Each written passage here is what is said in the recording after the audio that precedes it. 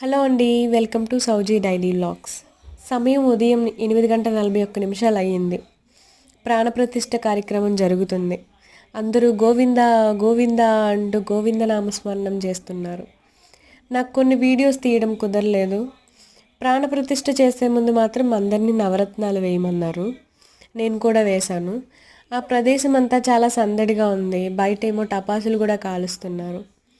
ఓం శ్రీ వరాహ లక్ష్మీ నరసింహస్వామియే నమః. దీని ప్రత్యేకత ఏమిటంటే 3 రూపాలతో కలిసి ఉండటం. అంటే వరాహం, సింహం, నరుడు, ఈ 3 రూపాలతో కొలువై ఉన్నాడు ఆ లక్ష్మీ నరసింహస్వామి. నిజంగా ఆ స్వామిని దర్శించుకోవడం వల్ల అనుకున్న కోరికలు తీరతాయి. అలాగే అపమృత్యు దోషం ఏమన్నా ఉంటే తొలగిపోతుంది. రుణబాధలు, అప్పులు ఎవరికైనా ఉంటే అవి కూడా తొలగిపోతాయి. ఆ స్వామి స్వరూపం ఉగ్రరూపం కాబట్టి ఆ రాత్రి అంతా వేడిగా ఉంటుందట. అందుకే ఆయన చల్లబరచడానికి గంధంతో పూత పోస్తారు.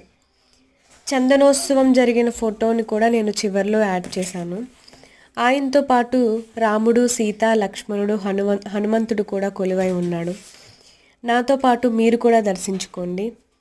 ఈ కార్యక్రమం జరిగాక ఆ లక్ష్మీ నరసింహస్వామికి కళ్యాణం కూడా జరిగింది.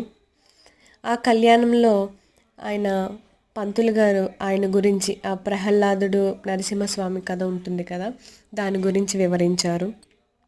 దీని తర్వాత ఆ ఇంటి ఆడపడుచులు శిఖరం మీద నుంచి పూర్ణాలు వేయాలట.